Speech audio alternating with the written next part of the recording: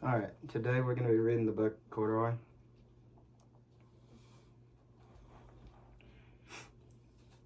Corduroy is a bear who once lived in the toy department of a big store. Day after day, he waited with all the other animals and dolls for somebody to come along and take him home. The store was always filled with shoppers buying all sorts of things, but no one ever seemed to want a small bear in green overalls. Then one morning, a little girl stopped and looked straight into Corduroy's bright eyes. "Oh, Mommy," she said, "look, there's the very bear I've always wanted." "Not today, dear," her mother sighed. "I've spent too much already. Besides, he doesn't look new. He's lost a button to one of his shoulder straps." Corduroy watched them sadly as they walked away. "I didn't know I lost a button," he said to himself.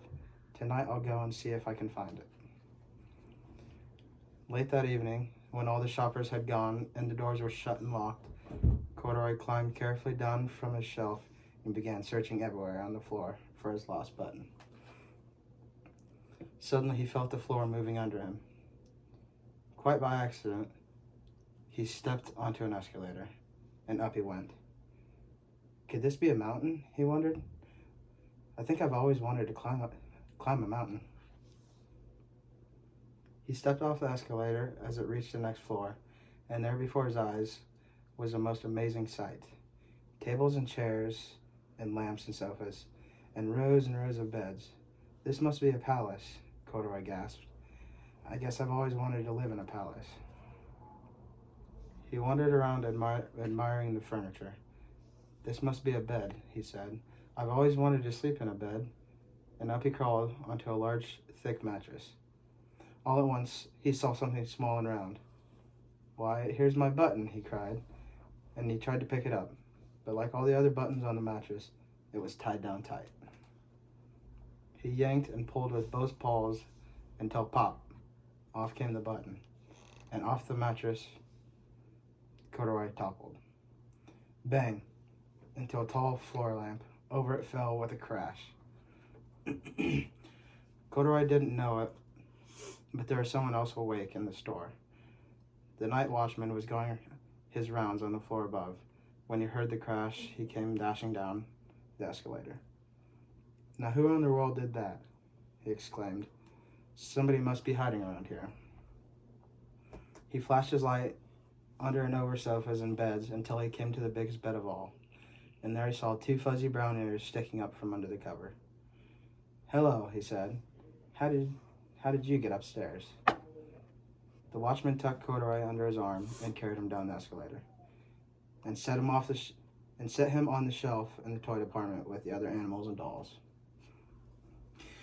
Corduroy was just waking up when the first customers came into the store in the morning, and there, looking at him with a wide, warm smile, was the same little girl he'd seen only the day before. "I'm Lisa," she said, "and you are going to be my very own bear. Last night I counted what I've saved in my piggy bank, and my mother said I could bring you home." "Shall I put him in a box for you?" the sales lady asked. "Oh, no, thank you," Lisa answered, and she carried Corduroy home in her arms. She ran all the way up 4 flights of stairs into her family's apartment and straight up to her own room. Corduroy blinked. There was a chair and a chest of drawers, and alongside a girl-sized bed stood a little bed just the right size for him. The room was small, nothing like that enormous palace in the department store. "This must be home," he said.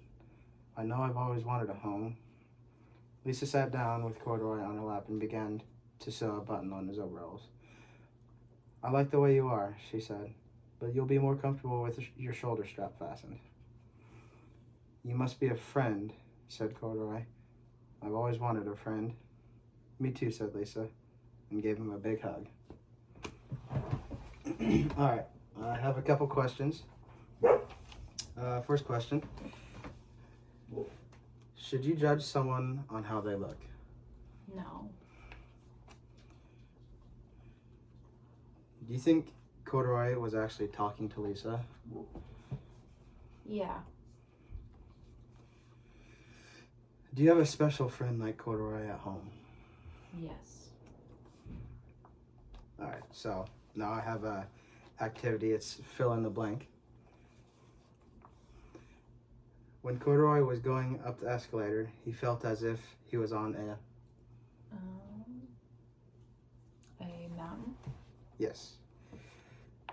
Lisa's mom said she could not have Corduroy because he was missing a what? A button. Correct. Lisa found Corduroy in? The toy store. Yes.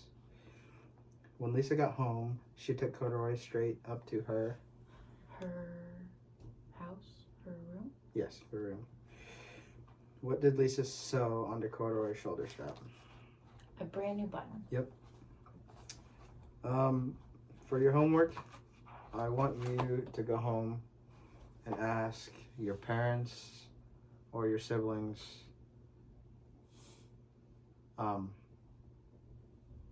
or tell them one kind thing and then ask them to tell you one nice thing. Okay. That's it.